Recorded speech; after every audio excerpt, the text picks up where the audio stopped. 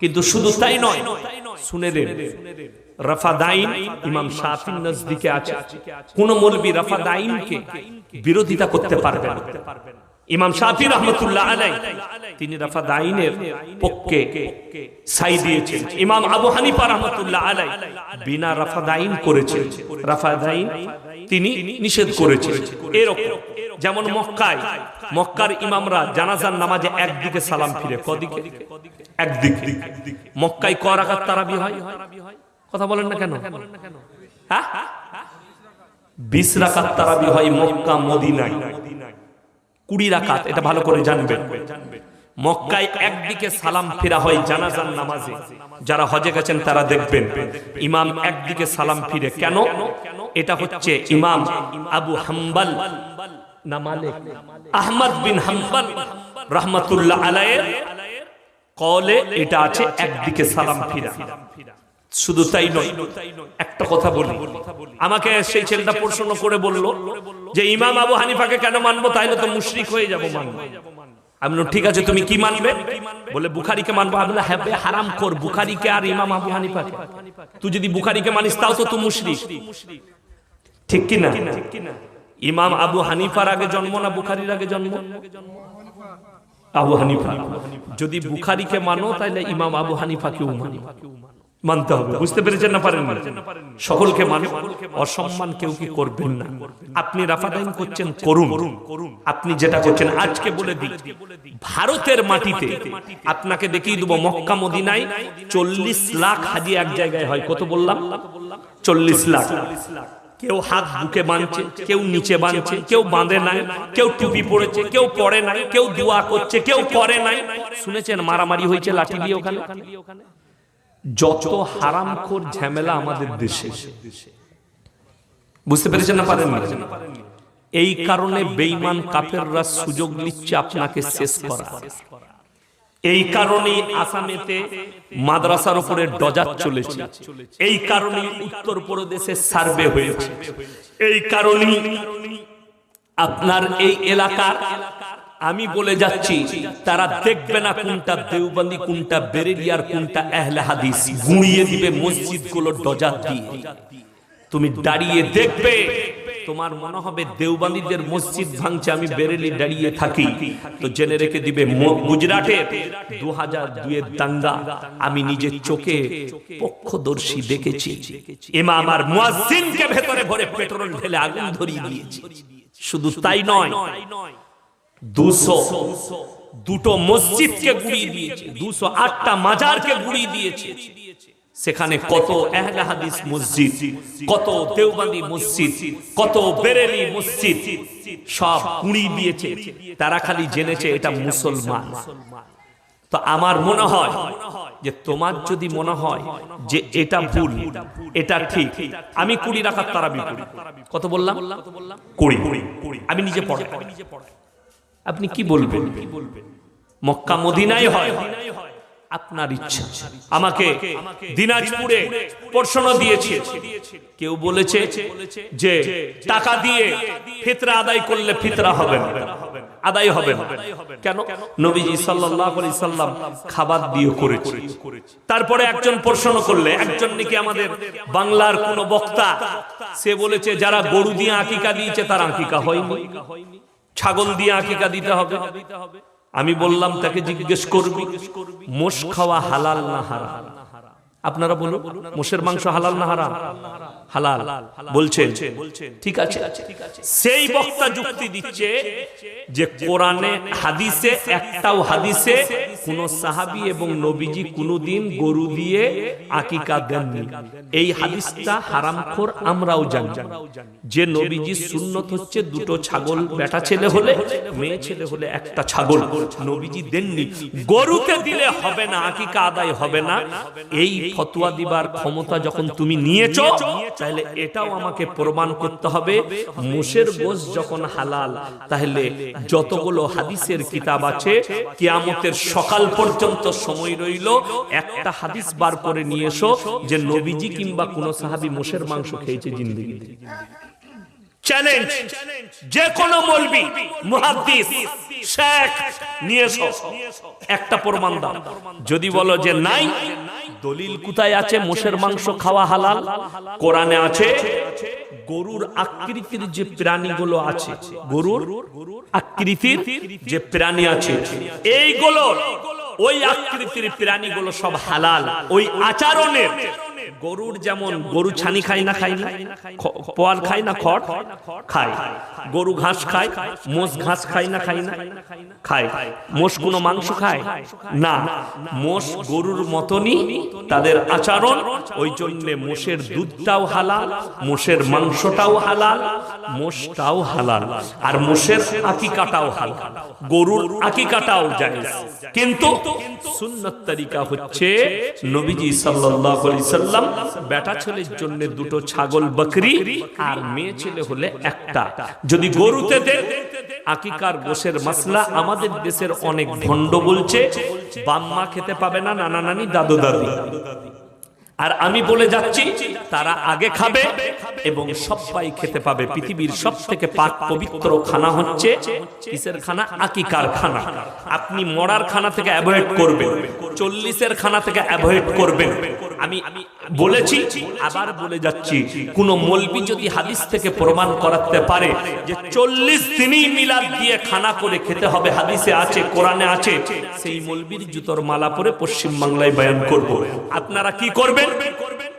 আব্বা মারা গেছে, তার নেকির উদ্দেশ্যে আপনি 50,000 খরচ করবেন। ওই টাকাটা মসজিদে সাদকায়ে জারিয়া করুন, কিয়ামত পর্যন্ত আপনার বাবা মা নেকি পাবে। আর যদি আমার মতো ইয়াসিন মৌলবীকে দাওয়াত করে খাইয়ে দেন, আমি হাত পুচে বেরিয়ে বলবো মাংসটা বেশ ভালো রান্না হয়নি বে, ভাতের চালটা ভালো ছিল না, ঠিক কি না? এই বিচার করতে করতে যাব না। আপনি শুনে নেন, যদিও খানা খাওয়ার ইচ্ছা হয়, এতিম আর মিসকিন দিকে খাওয়াবেন। আমাদের দেশে খানা কাকে খাওয়ানো হয় শুনে নেন। বাপ মরে গেলে 40-এ মিলাদ করবে, দাওয়াত দিতে যাচ্ছে বাইক নিয়ে, বুনাইকে, বিআইকে, নানাকে, আপনার প্রতিবেশীকে, বড় লোককে, ধনীকে, নেতাকে।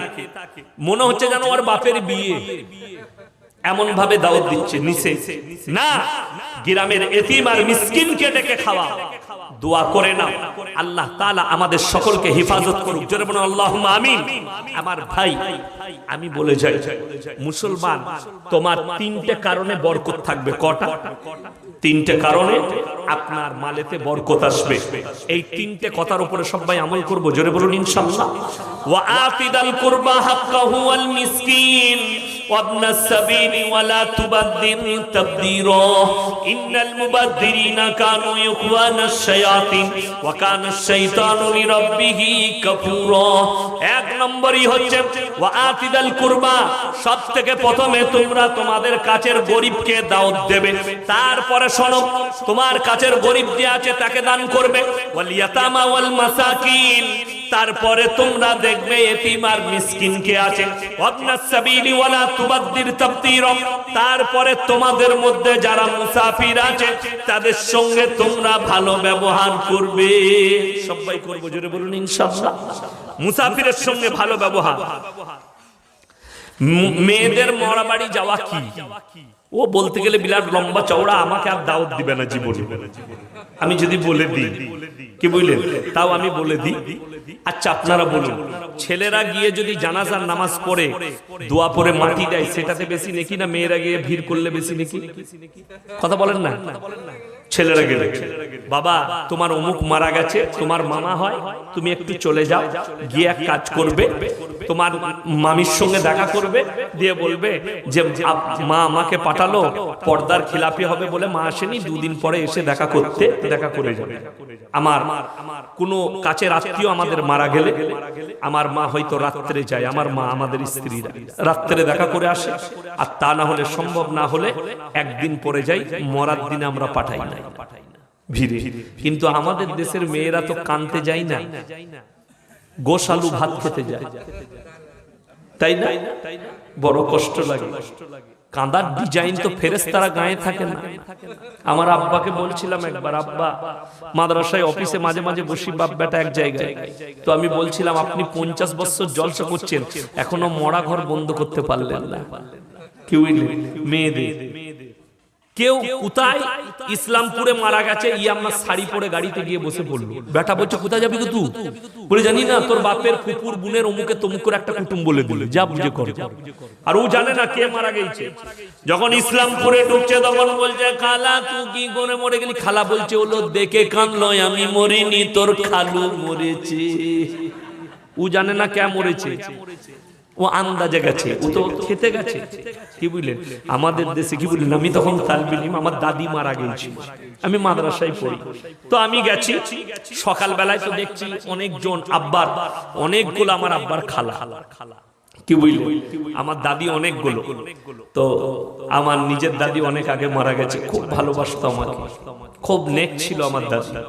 তো আমি গেছি সকালবেলায়, সব কাঁদছে, আব্বা জানের খালাই তো বোনরা, একজন একটু বেশি কাঁদছে। আমি মনে মনে চিন্তা করলাম আল্লাহ অতি ভক্তি চোরের লক্ষ্য, তাই তাই দিয়ে এত কাঁদছে। যখনই একটু ভিড় হয়ে গেছে তখন সে কাঁদতে কাঁদতে বলছে আল্লাহ জানুব আমার জুতোটা লুকিয়ে রাখলো, কেউ নিয়ে পালিয়ে যাবে না, হাতে জুতো মনে আছে। কি দুঃখ করছে বুঝতে পারছেন, জুতো মনে রেখেছে, তাহলে ওটা কিসের কান্না? ওয়া মাকারু ওয়া মাকারাল্লাহু আল্লাহু খায়রুল মাকিরিন। শোনো, আল্লাহর কসম করে বলছি, মৃত্যুটা একটা বাহানায় আল্লাহ মৃত্যু দান করে।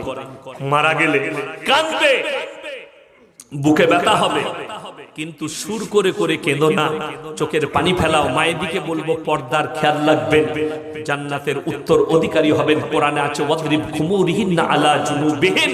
হে নারী তুমি পর্দা নির্ধারিত করো, কোনোদিন ধর্ষিতা হবে না, লাঞ্ছিত হবে না, বিপদে পড়বে না। চলুন আগে তৃতীয় নম্বরটা যেটা, সেটা হচ্ছে মুসাফিরের দোয়াকে আল্লাহ কবুল করেন। আজকে আপনাদের কাছে মুসাফিরকে আমি, আল্লাহ মুসাফিরের দোয়াকে কবুল করেন। আমার ভাই আজিজুল ভাই অনেক টাকা চেয়েছে আপনাদের কাছে, আমি কিন্তু বেশি চাইবো না। যারা মসজিদকে ভালোবাসে, হাদিসে আছে জাকিরা গচ্ছিত সম্পদ, কিয়ামতের দিনে মানুষ হাউ হাউ করে আল্লাহর কাছে কাঁদবে। আমি যদি দুনিয়াতে আরো কিছু দান করে আসতাম, আমার জন্য মঙ্গল হতো, আমার জন্য ভালো হতো। আল্লাহর কসম, এই মসজিদের এক একটা রেত, এক একটা বালি, এক একটা ইট আল্লাহর কাছে সাক্ষী দেবে। তোমার পয়সায় যে মানটা লাগবে সে আল্লাহর কাছে সাক্ষী দেবে, আর কিয়ামতের দিনে এটার বদলা আল্লাহ আপনাকে ফেরত দেবেন। কোরআনের পারা কটা আছে বাবা? 30টা পারা আছে। আমি বলবো 30 জন ভাই 500 করে টাকা তাড়াতাড়ি ফটফট করে কে কে আমার হাতে দিবেন, আর একটু মুলাকাত করে যাবেন। 30 জন ভাই, যদি না থাকে লিখিয়ে দেন। আমি মায়ের দিকে বলবো আপনাদের মধ্যে যদি কেউ থাকে 30 জন, 30 পারা কোরআন, 30টা 500 টাকার নোট আপনারা দেন। আমি মুসাফির, আমি দোয়া করব। জানেন আমি জলসা শেষ করে মালদায় ঢুকবো, ওখানে আরাম করব, বেলা 12টায় বের হব। উত্তর দিনাজপুর বর্ডারে জলসা আছে, জলসা করে বাড়ি ফিরবো। কালকে আবার, পরশু আবার মুর্শিদাবাদের জীবন্তীতে আছে, তারপরের দিন ধুলিয়ান, বাড়ি ফিরে গিয়ে আবার ধুলিয়ান আসবো, আবার তারপরের দিন উত্তর 24 পরগনা। মাশাআল্লাহ, কি নাম বাবু? তোমার নামটা পরিবর্তন করবে, ঠিক আছে? সুইট মল্লিক। আচ্ছা মাশাআল্লাহ, উজ্জ্বল ভাই 50 টাকা আর 500 টাকা আর 50 কেজি রড। মাশাআল্লাহ, নগদ টাকা 500 টাকা দিবেন। শামসুল মল্লিক 100 টাকা নগদ, 400 টাকা বাকি। মাশাআল্লাহ, 3 জন হলো। কি নাম বাবু? আশরাফুল। আশরাফুল বাবাজি উনি 500 টাকা নগদ দিয়েছে আমার ভাই। আচ্ছা, আপনার 500 টাকা আর 1500 টাকা। আচ্ছা, 500 টাকা আর 1500 টাকা বাকি। এটা লেখেন আগে, নূর ইসলাম মল্লিক। এখানে লিখিয়ে দেন, নূর ইসলাম মল্লিক। মাশাআল্লাহ, কি নাম বাবু? আবু বক্কর ভাই, তিনি 2000 টাকা দিয়েছেন। 2000, আপনি কি আর 1000 বাড়াতে হতো? কি ইনশাআল্লাহ, জাযাকাল্লাহ। কি নাম বাবু? রাকিবুল। মাশাআল্লাহ, কি নাম বাবু? আমিরুল শেখ। 100 টাকা পরে দিবেন। মাশাআল্লাহ, আল্লাহ দানকে কবুল করুক। আমার ভাই আমিরুল শেখ 100 টাকা বাকি। আর কে আছেন? 500 করে টাকা। কেউ চলে যাবেন না, আমি দোয়া দেবো, দোয়া নিয়ে যাবে। কি নাম? আকবর ভাই 200 টাকা নগদ, 300 টাকা বাকি। মাশাআল্লাহ, আল্লাহ দানকে কবুল করুন। নূর জালম 3000 টাকা, 500 টাকা নগদ, 2500 টাকা বাকি। মাশাআল্লাহ। কেন আর 200 টাকা হলো না? নাই, 200 টাকা পরে দিয়ে দিবেন ইনশাআল্লাহ, 1000 টাকা পূরণ। জাযাকাল্লাহ। কি নাম লিখবো? কি নাম লিখবো? 200 টাকা বাকি। মইনুল ভাই 1000 টাকা নগদ, 800, 200 টাকা বাকি। কি নাম? রাজিবুল 300 টাকা, 200 টাকা পরে। রাজিবুল 300 টাকা নগদ, 200 টাকা বাকি। হ্যাঁ, আবুল বাসার ভাই 5 খান সিমেন্ট। মাশাআল্লাহ। একটা কথা বলে, একটা নসিহত করে দিই, মায়েরা আরো একজন 200 টাকা দিয়েছে। এটা কে? আচ্ছা যাই বটে, আল্লাহ আর ভালো বউ জুটি দেন। রোজিনা বিবি 500 টাকা, 100 টাকা নগদ, 400 টাকা বাকি। রোজিনা বিবি কি নাম? নাইরুল ইসলাম 200 টাকা নগদ আর 800 টাকা বাকি। কি নাম বাবু? সিরাজুল মল্লিক ভাই 1000 টাকা নগদ, আল্লাহ দানকে কবুল করুক। মতিন 200 টাকা নগদ, 300 টাকা বাকি। মাশাআল্লাহ, আলহামদুলিল্লাহ। আরো একজন ভাই 500 টাকা দিয়েছেন। মাশাআল্লাহ, আল্লাহ দানকে কবুল করুক। আচ্ছা, বে নামে একজন 250 টাকা দিয়েছেন, মায়েদের ওই দিক থেকে দিয়েছেন। জাযাকাল্লাহ, আলহামদুলিল্লাহ। আচ্ছা, মায়েদের ওই দিক থেকে চাইবো ইনশাআল্লাহ। বিসমিল্লাহির রহমানির রহিম।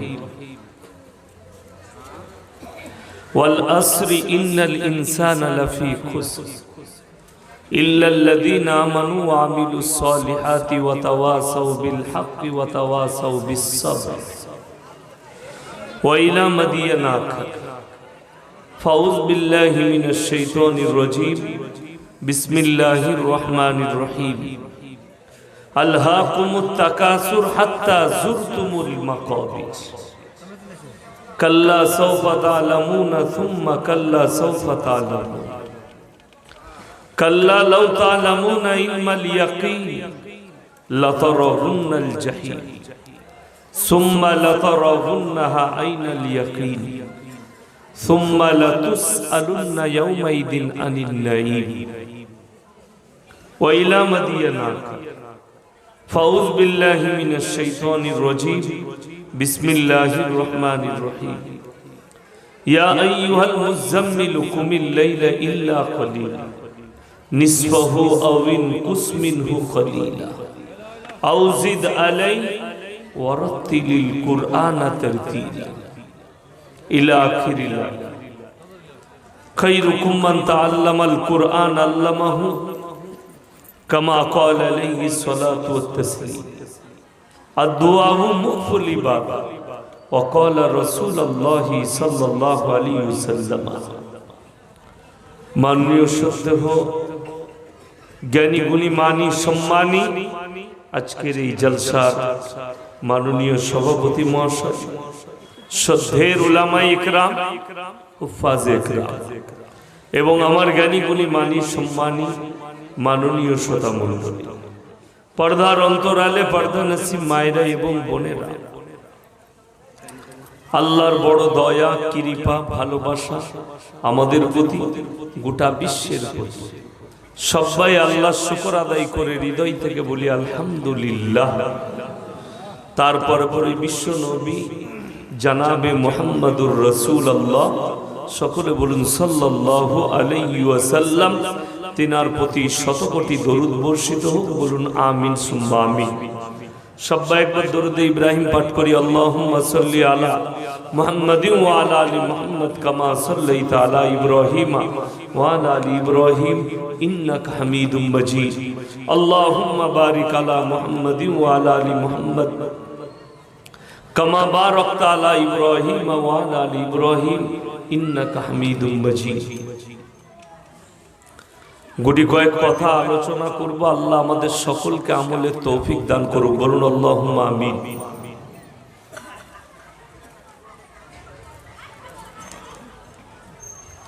আজকের এই জলসা মসজিদের উন্নতিকল্পে জলসা।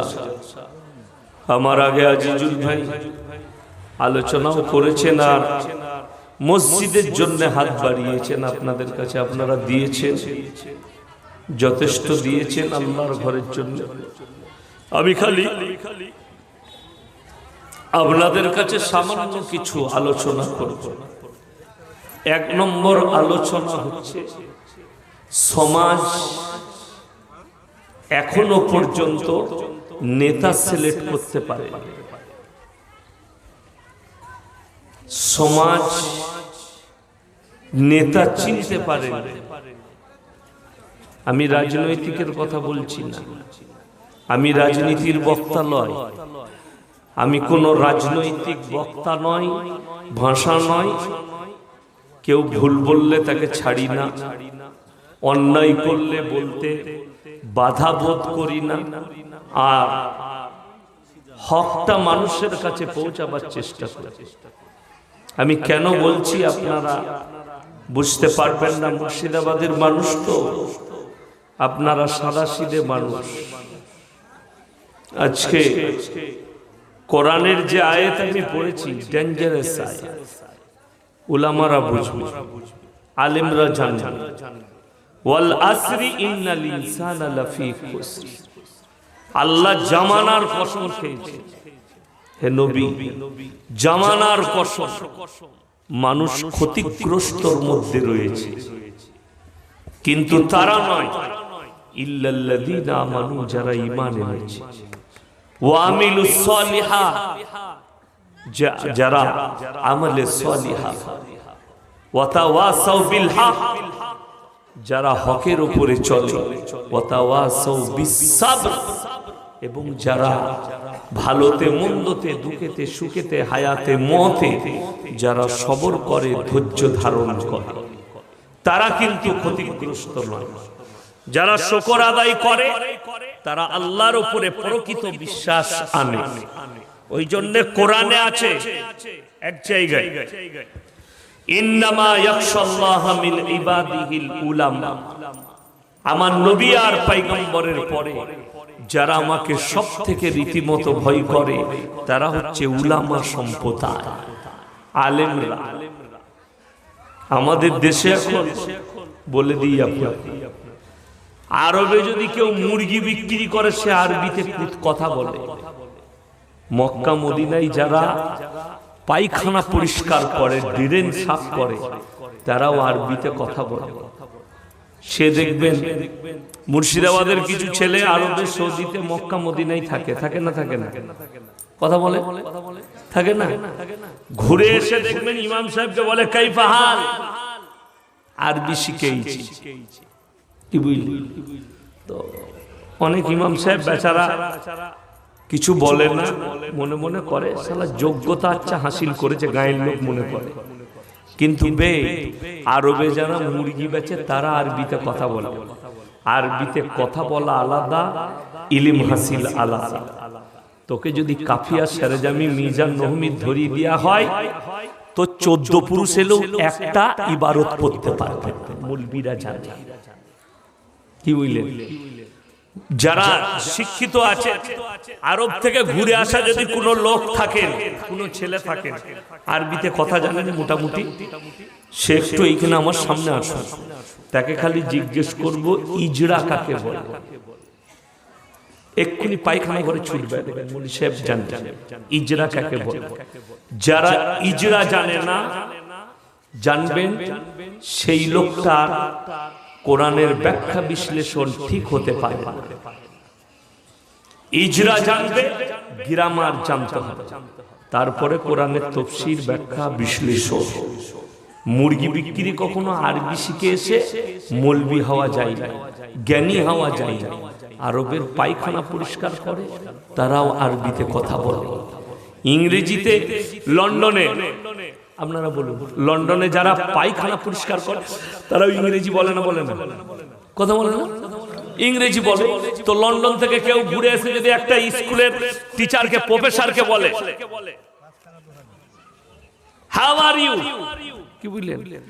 প্রফেসর উত্তর দিবে না। কেন? মৌলবীদের কাজ। শুনেলেন কোরআনের একটা মারাত্মক দিক। উলামারা শুনবেন, ইমামরা শুনবেন, জ্ঞানীরা শুনবেন, যাদের মধ্যে ইলম কালাম আল্লাহ দিয়েছে। ওয়াইদা খাতাবাহুমুল জাহিলুনা ক্বালু সালামা। কোরআনের একটা মারাত্মক আয়াত, উপদেশ, সূরা ফুরকানে, হে নবী আপনি বলুন যারা আমার প্রিয় বান্দা হবে তারা কখনো মূর্খদের সঙ্গে তর্ক বিতর্ক করবে না। যারা শিক্ষিত হবে, জ্ঞানী হবে, যাদের মধ্যে ইলম কালাম আছে, তারা মূর্খদের সঙ্গে কখনো তর্ক বিতর্ক করবে না। ওয়াইদা খাতাবাহুমুল জাহিলুন ক্বালু সালামা। সালাম আলাইকুম, পরে কথা হবে ভাই, এখন কথা বলার টাইম নেই, সাইড কেটে পালিয়ে যাবে। এটা হচ্ছে আমার প্রিয় বান্দাদের আখলাক। কোরআন সম্পর্কে জ্ঞান নেই, আল্লাহ সম্পর্কে জ্ঞান নেই, রসুল সম্পর্কে জ্ঞান নেই, দিন সম্পর্কে জ্ঞান নেই, তার সঙ্গে তর্ক করা চলবে না। কেউ যদি বাজারে তর্ক করে জানবেন এই লোকটাও মূর্খ যে তার সঙ্গে তর্ক করছে। আমার আল্লাহ নিষেধ করেছে না তর্ক করো না তার সঙ্গে যার জ্ঞান নেই।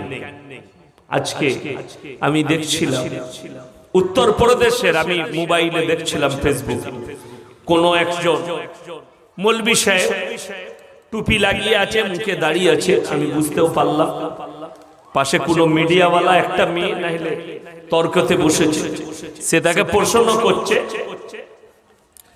যে औरत को अपना बदन ढाक लेना चाहिए। ये मौलवी लोग कहते हैं মেয়েদিকে পর্দা করতে হয়, এটা মৌলবীরা বলছে। মেয়েদিকে ঢাকতে হয়, এটা বলছে। তো সে কি বলছে জানেন?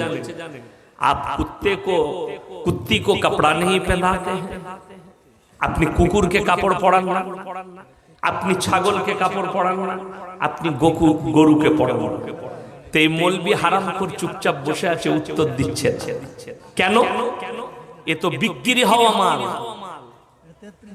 মিডিয়ার সামনে বসেছে বিক্রি হয়ে। আমি একবার নয়, এই 3 বছরের ভেতরে কয়েকশো বার মিডিয়ার সামনে বলেছি, ইউটিউবের মাধ্যমে যাচ্ছে, যে যতগুলো দেশের হারামখোর মিডিয়া আছে, কেউ যদি বাপের, সত্যিকারী বাপের বেটা হয়, বাপের বিটি হয়, রুবিকা লিয়াকত হোক, অঞ্জনা আমকসব হোক, আপনার রিপাবলিকের অর্ণব গোস্বামী, আমাদের পশ্চিম বাংলার এবিপির সুমন, যদি হিম্মত থাকে আমার মতো বাপের বেটা মৌলবীর সঙ্গে একবার বসে দেখায়,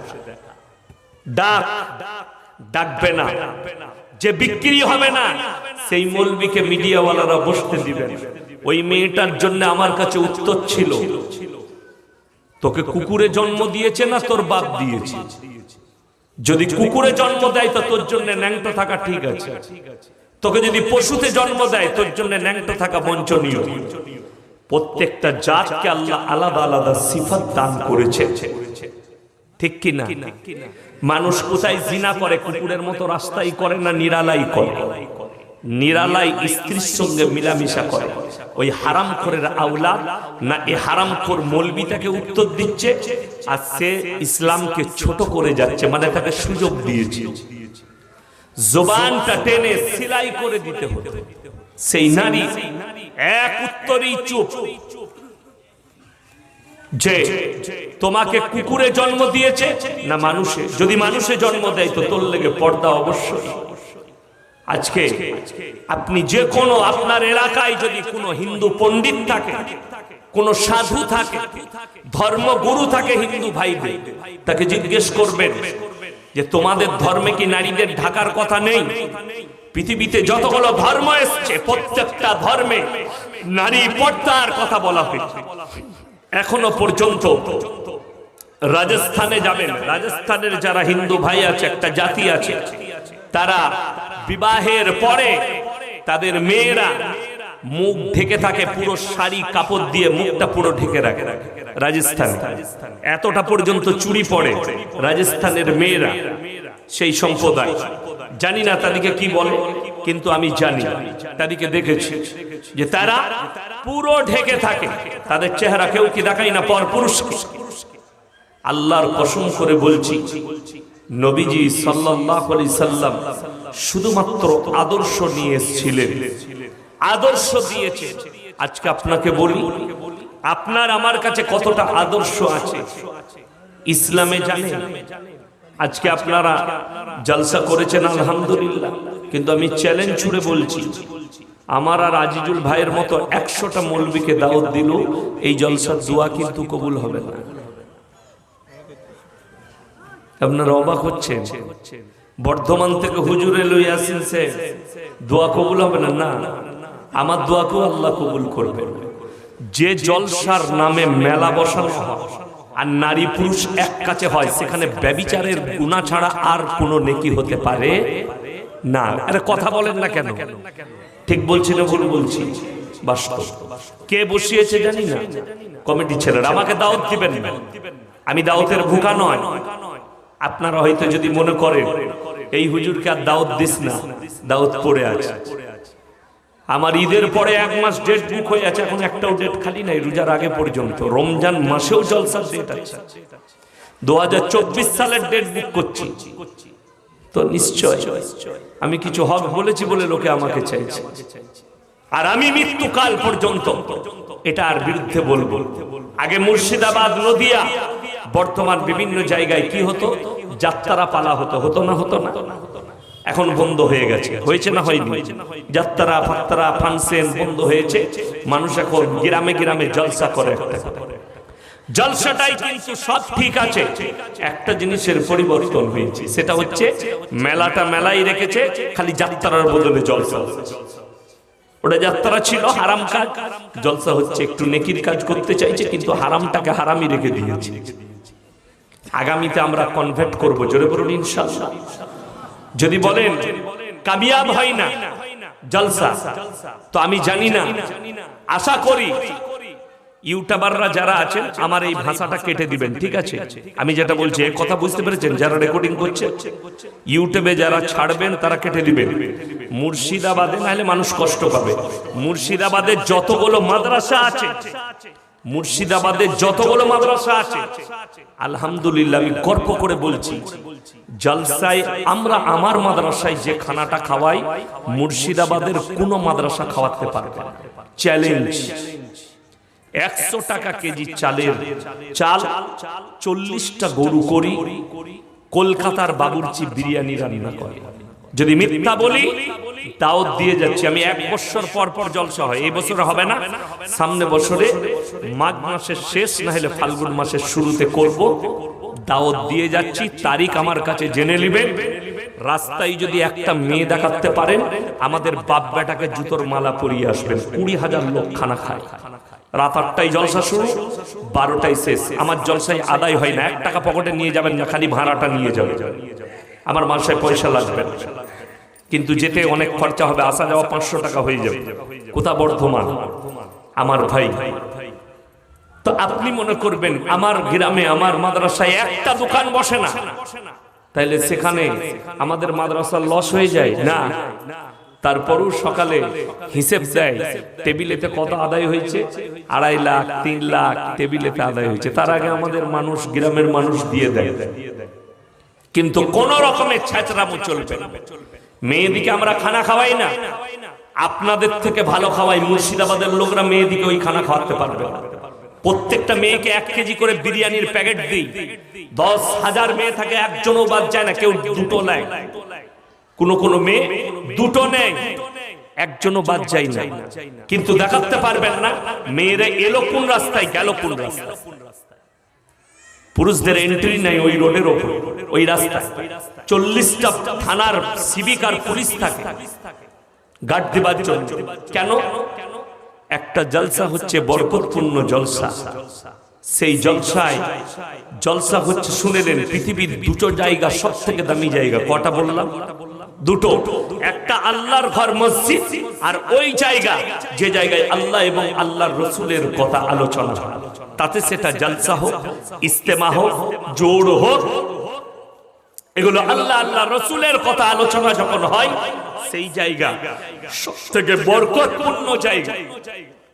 সেই জায়গায় যদি আপনি নোংরামি করেন, হাদিসে আছে ছেলে মেয়ে যখন এক কাছে হয়, তৃতীয় নম্বর যে হাজিরি দেয় তার নাম হচ্ছে শয়তান। আর সে উস্কানি মারে। কি উস্কানি মারে জানেন? রাস্তায় চলতে চলতে মেয়ে যাচ্ছে, পেছনে যুবক যাচ্ছে, শয়তান বলে দেবে চালিয়ে একবার, এরকম করে মেরে দিয়ে পালিয়ে গেল। ঠিক কি না? না হলে চিমটি কেটে দিলে, না হলে কিছু করলো, চরম অশান্তি। শুধু তাই নয়, বেবরকত হয়ে গেল, ব্যভিচারের গুনাহ। আজকে আপনাদেরকে আমি বলে যাব কি কি বয়ান শোনাবো, শুনেলে আমাদের সমাজে ইসলাম বিরোধী কতগুলো কাজ হয়।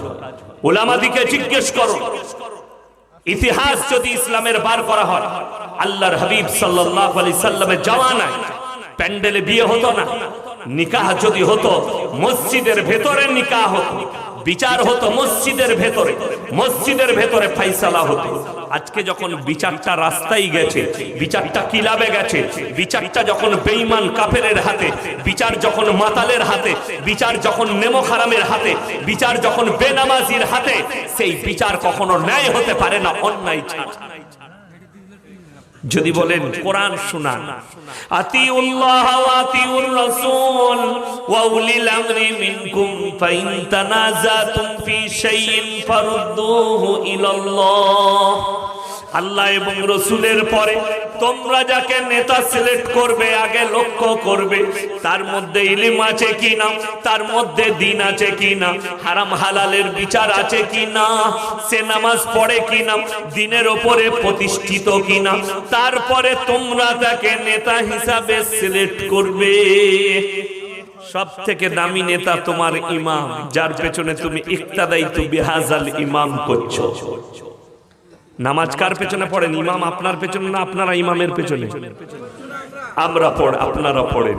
তাহলে ইমামের পেছনে যখন ইক্তাদাইতু বিহাজাল ইমাম করছেন, তার থেকে ভালো নেতা আর কেউ হতে পারে না।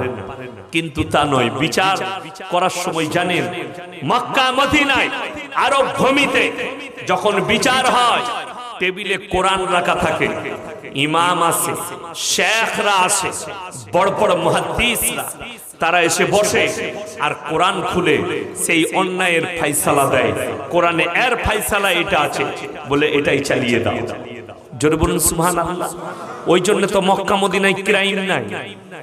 আমাদের দেশে জুম্মার নামাজ অনেকজন জুতো চুরি করার লেগে পড়তে যায়, ঠিক কি না? নতুন জুতো পেলেই গতি নিয়ে পালিয়ে যাবে, দেখবেন অনেক লোক আছে। ঠিক বেরিয়ে নতুন জুতোটা পায়ে লাগাইছে, মানে ঢোকার সময় ঠিক করে নিয়েছে আমি কোন মালটা লুবো। নতুনটা বেরিয়ে যেমনি পায়ে লাগিয়েছে, যার জুতো সে চলে এসছে, আমার জুতো ভাই ভুলে ভরে দিলাম পায়ে, শালা দেখতে পেলো বলে ভুল, পালিয়ে গেলে মাল গেল। আহা, যে জাতি যে মসজিদে এসে জুতো চুরি করে, শুনেলেন প্রকৃত যারা নামাজি হবে, নামাজি কখনো চোর হতে পারে না, চোর নামাজি সেজে যায়। কেন বলে দিই, ইন্নাস সালাতা তানহা আনিল ফাহশাই ওয়াল মুনকার। হে নবী আপনি বলুন, নিশ্চয় নামাজ এমন একটা ইবাদত, মানুষকে অশ্লীল কাজ থেকে ভালো কাজের দিকে নিয়ে যায়। যারা ইমানদারির সঙ্গে নামাজ পড়বে, তারা কখনো অন্যায়ের দিকে যেতে পারে না, চোর হতে পারে না। যারা পরিবর্তনের নিয়তে পড়বে, আমি তখন ছোট ছেলে, কি বুঝলেন, তালবিলি আব্বার মাদ্রাসায় পড়ি। তো আমাদের এলাকার, আমার থানার মার্কাজ হচ্ছে আমার গ্রাম, আমার থানার মার্কাজ আমার মসজিদ। আপনারা অবাক হবেন, মুর্শিদাবাদে ওরকম গ্রাম নয়, পশ্চিম বাংলায় হাতে গোনা বার করতে হবে, চিরুনি তালাশি করে। আমার গ্রামে 4,500 থেকে 5,000 বাড়ি আছে। কত বললাম? 5,000। 4টা বাস স্টপেজ আছে, 4টা। একটাই মসজিদ, কোন ওয়াক্তিয়া মসজিদ ও কোন পাড়াই নাই। কতটা মিল মহব্বত বুঝতে পারছেন? জোরে বলুন সুবহানাল্লাহ। মুসলমানদের মহব্বত এরকম হওয়া দরকার। কিন্তু আমি অনেক জেলায় দেখছি ওটা তোদের মসজিদ, এটা আমাদের মসজিদ, এটা তু, এটা উ। হ্যাঁ বে, কোরআন কটা? একটা। আল্লাহ কজন? ওই জন্যই তো কি বুঝলেন, খালি বলছে ও জাহান্নামী, ও বলছে ও জাহান্নামী, ও বলছে ও এখানে যাবে, ও বলছে দোজখে যাবে। তো তোদের বাপের জমির সঙ্গে ওইটাও ঠিকে নিয়ে নিয়েছিস? ওটা তো আল্লাহ। কথাটা বুঝতে পারেন? শুনে নেন, কেউ যদি কেউ কি জাহান্নামী বলে, সে মৌলবি হোক, মুহাদ্দিস হোক, যেই হোক, যদি কারোর নামে জাহান্নামী ফতোয়া দেয় না জেনে, শুনে রেখে দেন তার মধ্যে ইলম কালাম নাই। জাহান্নামী জাহান্নামে এই কাজ করলে যাবে, এগুলো হাদিস আর কোরআন আছে, আমি ওইগুলো বর্ণনা করতে পারি যে এই এই কাজেতে জাহান্নামে যাবে, এই এই কাজে জান্নাতে যাবে। কিন্তু জান্নাত আর জাহান্নাম কার হাতে? সকলে বলুন আল্লাহ। আপনি অন্য, ওই জন্য তো নিসিয়ান থেকে ইনসান এসছে। মানুষ মানে হচ্ছে ভুলে যাবে। আল্লাহর কাছে সব থেকে প্রিয় কে? সবাই এই আমলটা করবো, জোরে বলুন ইনশাআল্লাহ। সব থেকে প্রিয় সে যে গুনাহ করার পরে কেঁদে বলে, আল্লাহ আমি অপরাধ করে ফেলেছি, জোরে বলুন সুবহানাল্লাহ। কেউ যদি পাহাড়ের মতো গুনাহ করে ফেলে, সূরা ফুরকান, ইল্লা মান তাবা ওয়া আমানা ওয়া আমিলা আমালান সালিহা ফাউলাইকা ইউবাদদিলুল্লাহু সাইয়্যাতিহিম হাসানাত ওয়া কানাল্লাহু গফুরার রহিমা। যারা তওবা করার মতো তওবা করবে, ইস্তেগফারের মতো ইস্তেগফার করবে, আমি আল্লাহ তাদের পাহাড়ের মতো গুনাহগুলো নেকি দ্বারা বদলে দেব। জোরে বলুন সুবহানাল্লাহ। আপনি পাহাড়ের মতো যদি পাপ করেন আর আল্লাহকে বলেন, আল্লাহ ভুল হয়ে গেছে, আমি অপরাধী, আমি অন্যায় করেছি, আল্লাহ আপনার পাহাড়ের মতো গুনাহগুলো নেকি দ্বারা বদলে দেবে। এটাই হচ্ছে আমার আল্লাহর রহম আর করম। বাপের কাছে 5 বার টাকা চাইলে বাপ বিরক্ত হয়, ঠিক কি না? একবার, দুবার, 3 বার চাইলে বাপ বিরক্ত হয়। ছেলে যদি রাগ করে আর মাকে যদি বলে, মা যদি বলে ছেলেকে, বাপ ভাত খেয়ে নাও, কবার বলবে? 1 বার, 2 বার, 3 বার, তারপরে বলবে পোঁচো বুঝে লিখা, তোকে আর আমি আর ডাকতে পারবো না, সময় নাই, ঠিক কি না? 3 বারে তোমার মা বিরক্ত হয়ে যাবে, 4 বারে তোমার মা বিরক্ত হবে, তোমার বাবা বিরক্ত হবে।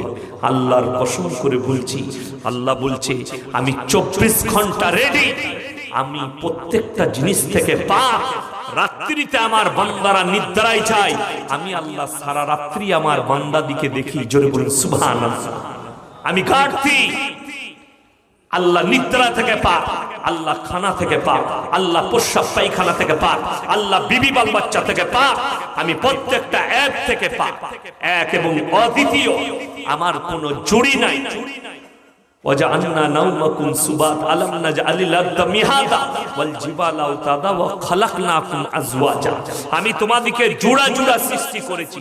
পৃথিবীতে যা আছে সব জোড়া জোড়া, যা কিছু আছে কি বললাম? জোড়া জোড়া। স্বামী এবং স্ত্রী, নারী এবং পুরুষ, আসমান এবং জমিন, স্থল এবং পানি, উঁচু এবং নিচু, ভালো এবং মন্দ, দুঃখ এবং ভালো। দুঃখটাই কষ্ট আর তার কনভার্ট হচ্ছে ভালো। সব চূড়া চূড়া দিয়েছি আমি আল্লাহ, খালি বিজোড়। জোরে বলুন সুবহানাল্লাহ। জানেন আমাদের সমাজে, আচ্ছা কার কার 5টা আঙ্গুলি সমান আছে? হাত তুলেন তো দেখি কে আছে? আছে? নাই।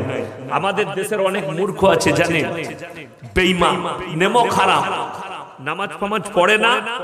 ওই দেখবেন হিতানপুর বাজারে চায়ের দোকানে বসে খালি ইসলাম বিরোধী কথা বলে, মৌলবীদিকে প্রশ্ন ছুড়ে, মানে নামাজ পড়ে না বলে অনেক ডিজাইন বার করে। অনেকজন বলে, আচ্ছা আল্লাহ সবাইকে গরিব করলে কেন? গরিব আর বড়লোক সবাইকে সমান করতে পারত, আল্লাহ তো ইনসাফ করনেওয়ালা, ঠিক কি না? শুনেলেন, যদি গোটা পৃথিবী আপনার, যদি বলেন সবারই সমান অধিকার দেয়া দরকার ছিল, একজন কোটিপতি, একজন গরিব, একজন বড় লোক, একজন তার থেকে গরিব, আল্লাহ এমন কেন করল? শুনে রেখে দেন, আপনার যদি 5টা আঙ্গুলি সমান হতো, মুটো করার ক্ষমতা ছিল না। শুধু তাই নয়, যদি সবাই আপনার শরীরে যতগুলো অঙ্গ আছে সমান অধিকার চায়, নাক যদি আল্লাহকে বলে আল্লাহ 5 ফুট আর আমাকে কেন এইটুকু রেখেছিস, আমাকেও পা পর্যন্ত চালিয়ে দে, নাকটা চলে গেল পা পর্যন্ত। আপনার কান যদি বলে আল্লাহ আমি কেন এত ছোট থাকি, তা আমাকেও সমান অধিকার দাও, পা পর্যন্ত চলে গেল, আপনার ডিজাইনটা কেমন দাঁড়াবে? বুঝতে পেরেছেন না? সমান অধিকার আল্লাহ মেপে বুঝে তৈরি করেছে। সবাইকে যদি আল্লাহ ধনী করে দিতেন, তোমার গাড়িকে চালাতো, ধানকে রুয়াতো। শুনেলেন? ওই জন্য হাদিসে আছে, কোরআনে আছে, যারা ধনী হবে শুনে নাও, তোমরা গরিবদের লক্ষ্য রাখবে আর মনে মনে ভাববে আল্লাহ আমাকে গরিব করেননি। আল্লাহ যদি আমাকে ভিখারি করত, ভিক্ষুক করত, তুমি তাই দান করবে, গরিবের খেয়াল রাখবে।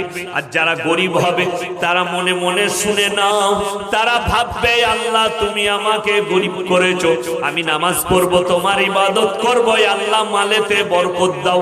আমার ভাইয়েরা, বুখারী শরীফের রওয়ায়েতে আছে, যারা গরিব মানুষ আছেন, নারী পুরুষ, শুনেলেন আমার নবী, বিশ্ব নবী বললেন, যারা গরিব মানুষ দিনদার মুসল্লি হবে, পরেজগার হবে, গরিব মানুষ মুমিন হবে। একজন বড় লোক মুমিনের থেকে একজন গরিব মানুষ মুমিন 500 বছর আগে জান্নাতে প্রবেশ করবে। জোরে বলুন সুবহানাল্লাহ। এর থেকে বড় ধনী আর কেউ আছে? জোরে বলুন না আরেকবার সুবহানাল্লাহ। হে আমার ভাইয়েরা, মায়েরা, মুমিন হন, আপনি গরিব হবেন, বড় লোকরা হিসেব দিতে দিতে তার থেকে 500 বছর আগে আপনি জান্নাতে প্রবেশ করে যাবেন। জোরে বলুন সুবহানাল্লাহ। কিসের পয়সা চাইছে? দুনিয়া পরীক্ষার কারখানা। শুনেলেন আল্লাহ দুজনকে পয়সা দেয়, একজনকে ভালোবেসে, একজনকে রেগে। কজনকে পয়সা দেয়? দুজনকে, রেগে ভালোবেসে। আমাদের দেশে অনেক মুসলমান বলবে আমি নামাজ পড়ি, রোজা রাখি, দোয়া করি, আমার অত পয়সা নাই কেন? আপনারা মৌলবি সাহেব, আপনাদের বরকত বেশি হওয়া দরকার, আপনাদের পয়সা এত কম কেন? আর মুকেশ আম্বানি তো একজন বেঈমান, তার এত পয়সা কেন? ঠিক কি না? ডোনাল্ড ট্রাম্প জানেন কতগুলো কোম্পানির মালিক? শুধু প্রেসিডেন্ট ছিল না, আমেরিকা বহুত বড় ধনী, বিরাট বড় লোক। যে ফেসবুকের মালিক আছে, তার নামটা জানো কি? Mark Zuckerberg. সে কত হাজার কোটির মালিক বলুন? কত হাজার কোটির মালিক। যে গুগলের মালিক, সে কত হাজার কোটির মালিক। কিন্তু আল্লাহ তাআলাকে পয়সা দিয়েছে জাহান্নাম কেনার জন্য, জান্নাতের জন্য নয়। আর একজনকে পয়সা দিয়েছে আল্লাহ, তুমি দান খয়রাত করো, যাকাত দাও, দ্বীনের রাস্তায় খরচ করো, আর ওই টাকাই তোমাকে জান্নাতে নিয়ে যাবে। জোরে বলুন সুবহানাল্লাহ। আমাকে একজন দেখিয়েছিল যে এই দেখুন ফেসবুকে একজন যুবক কমেন্ট করেছে, কি সালমানের বিরুদ্ধে বলছো তুমি, জানো সালমান খান কত দান করে? তার কাছে, তার জন্য উত্তর আমার কাছে আছে। সালমান যদি সারা জিন্দেগির পয়সাটা দান করে, হারাম ইনকাম। ঠিক বলছি না ভুল বলছি? আর একটা গরিব মানুষ মাঠে খেটে মাথার ঘাম ঝরিয়ে যদি 10 টাকা দান করে, আল্লাহর কসম করে বলছি সালমানের থেকে অনেক দামি লোক। একটা সুদখোর 1 লাখ টাকা যদি মসজিদে দেয়, তাকে আমরা চেয়ারটা বাড়িয়ে দিই, বসুন বসুন বসুন স্যার। আর একটা দামি লোক, ইমানদার মুমিন, রিক্সা চালাই ডোমকল বাজারে, গ্রামে জলসা হয়েছে, বললে মসজিদে আমি 500 টাকা দিচ্ছি, তার কোনো সম্মান নাই, অথচ সে হালাল পয়সা দিয়েছে। এটাই হচ্ছে কিয়ামতের আলামত। হে নবী, এত বড় বড় মসজিদ হবে, মাঠবেল বালা, এসি বালা মসজিদ হবে, বড় বড় মাদ্রাসা হবে, কিন্তু মাদ্রাসাগুলো, মসজিদগুলো পরিচালনা করবে সুদখোর, মাতাল আর বেঈমান আর কাফেরদের হাতে। আপনার কষ্ট হবে, বুকে ব্যথা লাগবে, কিন্তু আমি হক কথা বলে যাচ্ছি। মুর্শিদাবাদে খুঁজবেন, আমি বলে যাইনি, খুঁজতে বলে দিচ্ছি, গবেষণা করবেন। ইয়াসিন বলে গেল বর্তমান থেকে এসে মৌলভী শওকতের বেটা এমনও আছে সুদ খেয়ে পয়সা করেছে, টাকা হয়ে গেছে, 2 দিন নামাজ পড়ছে, তাকে মসজিদের সেক্রেটারি করে দিয়েছে। খুঁজেন, দমকল থানায় খুঁজে পাবে। আমার ভাই শুনে রেখে দেন, আপনারা যখন ইমাম রাখেন কি খুঁজেন? কথা বলেন না?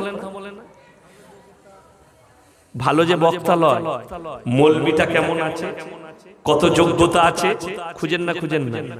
বড় কষ্ট লাগে। আজকে দুঃখ কোথায় জানেন? একজন মতওয়াল্লি সাহেব